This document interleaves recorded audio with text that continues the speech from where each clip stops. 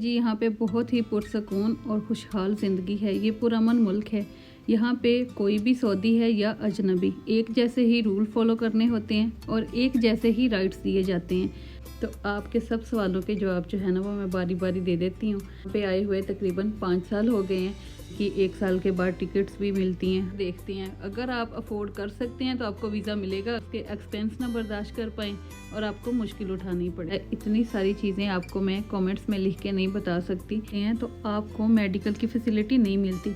अस्सलाम वालेकुम जी, कैसे हैं आप सब? अल्हम्दुलिल्लाह हम भी बिल्कुल ठीक हैं, खुशबाश। उम्मीद करते हैं आप सब भी बिल्कुल ठीक होंगे। आज फ्राइडे है, जैसे आप सबको मैंने बताया हुआ है कि यहाँ पे फ्राइडे ऑफ होता है, जैसे हमारे पाकिस्तान में संडे ऑफ होता है। तो इसी तरह फ्राइडे के दिन बिलाल के बाबा घर पे होते हैं। अभी सुबह 10 बजे का टाइम है, हम लोग सो के उठे थे और अभी यहाँ पे बिलाल के बाबा नाश्ता बना रहे हैं। मैं साथ खड़ी उनसे बहुत सारी बातें कर रही हूँ और उनकी हेल्प भी कर रही हूँ। तो बस ये अभी हमारी नाश्ते की तैयारी चल रही है और इंशाल्लाह शाम के टाइम हम लोग जाएंगे बाहर। वहाँ पे जाके हमने बारबेक्यू करना है। आपको पता है फ्राइडे के दिन हमारे घर में 2 ही मील चलते हैं, क्योंकि नाश्ता सुबह 10-11 बजे होता है। तो इसलिए फिर दोपहर में कुछ भी खाने का दिल नहीं करता, फिर हम शाम का खाना जो है ना वो जल्दी खा लेते हैं। और जी आप सबका बहुत ज़्यादा शुक्रिया जिन लोगों ने मेरा प्रीवियस व्लॉग इतना ज़्यादा पसंद किया है, इतने अच्छे अच्छे मुझे कमेंट्स भेजे हैं। मैं बहुत ज़्यादा खुश हुई थी वो सारे कमेंट्स पढ़ के। और आपको पता है मुझे बिल्कुल उम्मीद नहीं थी कि मेरा ये व्लॉग आप लोग इतना पसंद करेंगे, क्योंकि बाय मिस्टेक उसकी वीडियो क्वालिटी जो है ना वो मेरे से ख़राब हो गई थी। लेकिन फिर भी मैंने अपलोड कर दिया कि शायद आप लोगों को ये पसंद आ जाए। माशाल्लाह आप लोगों ने बहुत ज़्यादा लाइक किया, बहुत ज़्यादा मुझे खुशी हुई इस बात की। तो बस ये आज आप लोगों के ना वो सारे क्वेश्चंस जो काफ़ी टाइम से आप मुझे कर रहे हैं और काफ़ी ज़्यादा कमेंट्स जिनका आज मैं आपको जवाब दूंगी इस वीडियो में। आप लोगों के साथ ना बहुत सारी बातें शेयर करूंगी। अब आप सब व्लॉग देखें, मैं आपको ना सारे क्वेश्चन के आंसर देती हूँ आज, ठीक है? आपको पता है जैसे कि काफ़ी टाइम से मुझे एक ही कमेंट बार बार आ रहा था कि आपके हस्बैंड क्या जॉब करते हैं, आप लोग कहाँ से हैं, आपको कितना टाइम हो गया है सऊदी आए हुए। और कल की वीडियो में ना ये बहुत सारे कमेंट्स थे कि हम भी यहाँ पे सेटल होना चाहते हैं, हम भी यहाँ सऊदी आके रहना चाहते हैं। तो इसके लिए आप हमें थोड़ा सा ना गाइड कर दें, थोड़ी सी यहाँ की इन्फॉर्मेशन दे दें। तो आपके सब सवालों के जवाब जो है ना वो मैं बारी बारी दे देती हूँ। सबसे पहले जो सवाल किया जाता है वो ये कि आप लोग कहाँ से हैं। हम लोग पाकिस्तान पंजाब से हैं। मेरे इन लॉज भी पंजाब से बिलोंग करते हैं, लेकिन वो सब कराची रहते हैं। मेरी शादी भी कराची ही हुई थी। मैं पंजाब से शादी होके कराची आई थी और वहाँ से फिर मैं सऊदी आई और मुझे यहाँ पे आए हुए तकरीबन 5 साल हो गए हैं। पहले एज अ विज़िटर रहती थी मैं यहाँ पे, लेकिन कुछ टाइम पहले मैं यहाँ पे परमानेंट वीज़ा पे आई। मेरे हस्बैंड यहाँ पे एक कंपनी में जॉब करते हैं, वो मैकेनिकल इंजीनियर हैं। तो उनको काफ़ी अच्छा सैलरी पैकेज मिला है, साथ फैमिली वीज़ा वगैरह हर चीज़ जो है वो कंपनी ने प्रोवाइड की है।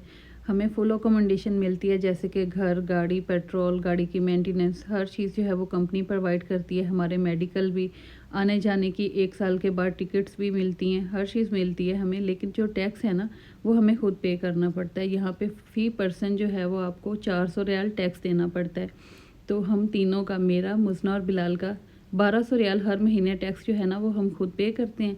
बाकी सब चीज़ें जो हैं वो हमें कंपनी दे रही है।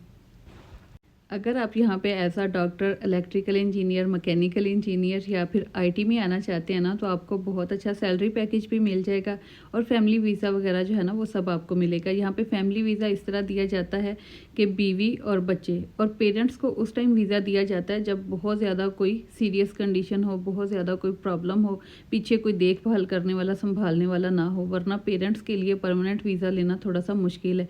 इसलिए हमारे दादा अबू भी हमारे पास विज़िट पे आए हुए हैं, ठीक है जी। अगर आप लोग चाहते हैं कि आपको अच्छी जॉब मिल जाए, साथ फैमिली वीज़ा और अकोमोडेशन वगैरह सब कुछ मिले, तो इसके लिए आपकी क्वालिफ़िकेशन भी अच्छी होनी चाहिए और आपका एक्सपीरियंस भी बहुत अच्छा होना चाहिए। आपकी बेसिक सैलरी कम से कम 8000 रियाल तक होनी चाहिए, क्योंकि आपको पता है यहाँ पे टैक्स भी पे करना है। बच्चों की स्कूलिंग भी इस तरह से है कि 1000 रियाल एक बच्चे का महीने का खर्चा आ जाता है और बाकी ग्रॉसरी वगैरह छोटे मोटे अखराजात जो हैं वो भी पूरे करने होते हैं।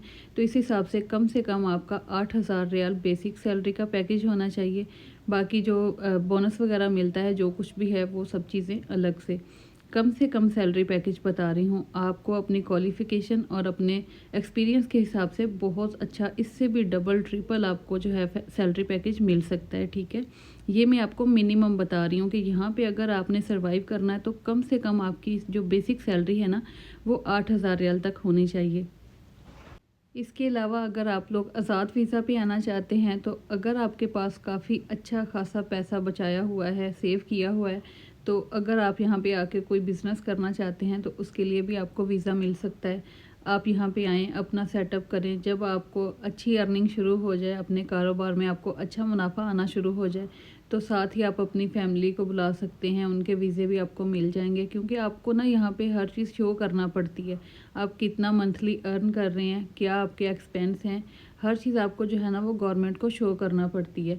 तो उस हिसाब से फिर गवर्नमेंट डिसाइड करती है कि आप यहाँ पे फैमिली रखने के लिए एलिजिबल हैं या नहीं। आपको पता है, एक बात जिस पे मुझे बहुत हंसी आई थी वो ये कि जब हमारा फैमिली वीज़ा के लिए पेपर वर्क कंप्लीट हुआ है ना, तो गवर्नमेंट ने हर एक चीज़ देखी है।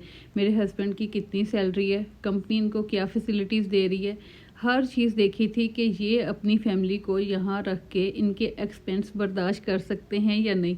यकीन करें, उस टाइम में बहुत हंसी थी। मैंने कहा यार, जब हमारी शादी हुई है हमारे पेरेंट्स ने भी इतना नहीं सोचा, इतना नहीं देखा कि हमारी बेटी इस घर में जाएगी तो इस लड़के की क्या अर्निंग है, इसने अपना क्या बनाया हुआ है। यकीन करें, हमारे पेरेंट्स ने ऐसा कुछ भी नहीं देखा था।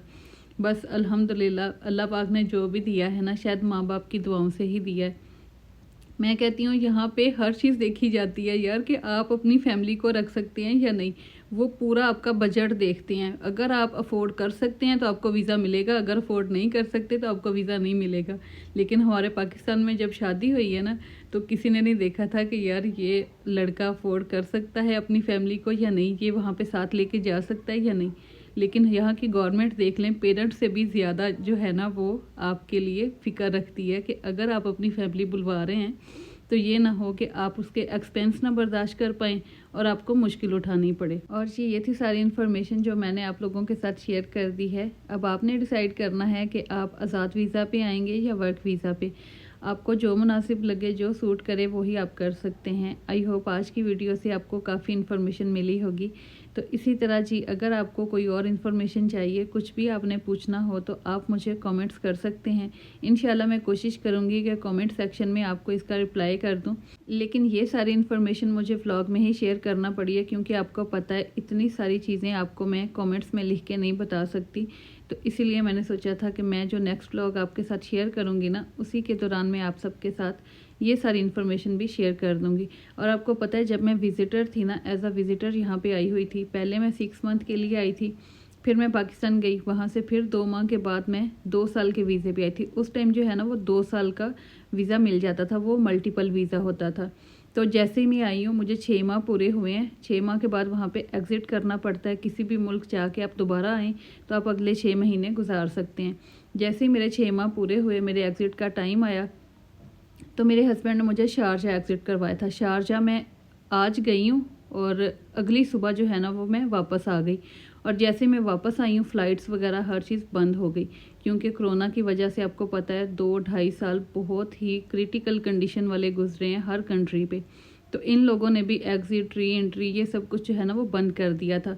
तो इस तरह 6 महीने वो मैंने गुजारे और अगले 2 साल फिर मैंने ऐसे ही यहाँ पे रेगुलर रह के गुजारे। कोई मैंने एग्ज़िट नहीं किया, री एंट्री नहीं की। उन्हीं दिनों में जब कोरोना की वजह से हर जगह पे कर्फ्यू और लॉकडाउन चल रहे थे, तब हमारी मुज़ना पैदा हुई थी। मैं एज अ विज़िटर ही थी यहाँ पे जब हमारी मुज़ना पैदा हुई है। और आपको एक बात और मैं क्लियर कर दूँ, जब आप एज अ विज़िटर यहाँ पे आते हैं तो आपको मेडिकल की फैसिलिटी नहीं मिलती। आपको मेडिकल के लिए अपने चार्जेस पे करना पड़ते हैं। तो हमने भी अपने सिजेरियन के लिए जो भी हमारे एक्सपेंस थे, हमने वो खुद पे किए थे। अगर आपने इस मतलब कोई भी डिटेल लेनी हो, कोई भी इन्फॉर्मेशन लेनी हो, आप मुझे बता देना। मैं आप लोगों को ना किसी व्लॉग में ये डिटेल भी शेयर कर दूंगी। उस टाइम मेरे सिजेरियन के और सारे ट्रीटमेंट के कितने चार्जेस हमने पे किए थे, मेरा कैसा एक्सपीरियंस रहा था, मैं सब आप लोगों के साथ डिटेल में शेयर कर दूंगी, अगर आप लोग भी जानना चाहते हैं तो। जैसे अब हम परमानेंट वीज़ा पे रहते हैं लेकिन टैक्स पे करते हैं ना, वो 2 साल मैंने ऐसे ही गुजारे थे परमानेंट यहाँ पे रह के। कोई मैंने टैक्स नहीं पे किया था, कुछ भी नहीं पे करना पड़ा था, क्योंकि यहाँ की गवर्नमेंट ने हमें ये फैसिलिटी दी थी कि अगर हम लोग यहाँ पे रहना चाहते हैं तो हम अपना वीज़ा एक्सटेंड करते हुए रह सकते हैं। अगर हम लोग जाना चाहते हैं तो जाने के लिए फ़्लाइट्स जो है ना वो ओपन थी, आप लोग जा सकते हैं, लेकिन वापस आना मुश्किल था जब तक यहाँ की गवर्नमेंट परमिशन ना दे दे। तो इस तरह जी मैंने वो भी 2 साल बड़े मज़े से यहाँ पे गुजारे, बड़े सुकून से, कोई टैक्स नहीं पे करने पड़े, कोई टेंशन नहीं हुई। अल्हम्दुलिल्लाह वो पीरियड हमारा बहुत ही सस्ते में और फ्री टाइम में गुजर गया। कोई हमें चार्जेस नहीं पे करने पड़े, एक्स्ट्रा कुछ भी नहीं करना पड़ा। लेकिन अब तो ऐसे है कि विज़िट पे भी आना है ना, तो हर 3 माह के बाद आपको एग्ज़िट करना पड़ेगा। उस टाइम 6 माह के बाद एग्ज़िट करना पड़ता था, अब हर 3 माह के बाद एग्ज़िट लाजमी कर दिया है। तो जो परमानेंट वीज़ा है ना, वो ऐसा नहीं है कि हम यहाँ पे पक्के हैं और हमें यहाँ की नेशनैलिटी मिल गई है, ऐसा कुछ नहीं है। परमानेंट वीज़ा उसी टाइम तक है जब तक मेरे हस्बैंड की जॉब है। अल्लाह पाक आसानी रखे हर किसी के लिए, अल्लाह पाक हर मुश्किल से बचाएं। जब तक इनकी जॉब है और हम लोग टैक्स वगैरह पे कर रहे हैं तो हम लोग यहाँ पे रह सकते हैं। जब जॉब नहीं होगी, हम टैक्स नहीं पे करेंगे, तो हमें यहाँ से लाजमी है कि जाना पड़ेगा। ऐसा नहीं है कि परमानेंट वीज़ा आपको नेशनलिटी की तरह हो कि आप पक्के बस इधर ही हैं तो इधर ही रहेंगे, ऐसा कुछ भी नहीं है। और जो फैमिलीज़ आती हैं ना परमानेंट वीज़ा पे, उनको काम करने के लिए अलाउ नहीं किया जाता। उनके वीज़ा पे साफ लफ्ज़ों में लिखा होता है कि ये वीज़ा काम करने के लिए नहीं है, सिर्फ़ और सिर्फ रहने के लिए है। वैसे जी यहाँ पे बहुत ही पुरसकून और खुशहाल ज़िंदगी है। ये पुरअमन मुल्क है। यहाँ पे कोई भी सऊदी है या अजनबी, एक जैसे ही रूल फॉलो करने होते हैं और एक जैसे ही राइट्स दिए जाते हैं। अगर आप लोग यहाँ पे आना चाहते हैं, सेटल होना चाहते हैं, तो बहुत खुशी से आएँ। आप एक अच्छी ज़िंदगी गुजार सकते हैं। और आपको सबसे बड़ी फैसिलिटी ये है कि अल्लाह पाक का घर है, यहाँ पे नबी पाक का रोज़ा मुबारक है। हमें उम्रा पे जाने के लिए कोई पाबंदी नहीं, कोई रोक टोक नहीं होती। यहाँ पे हम जब चाहें जा सकते हैं। बस ये यही था आज का व्लॉग। आई होप आप लोगों को बहुत सारी इन्फॉर्मेशन मिली होगी और अच्छा लगा होगा ये व्लॉग। अपना बहुत सारा ख्याल रखें, फिर मिलेंगे। अल्लाह हाफिज़।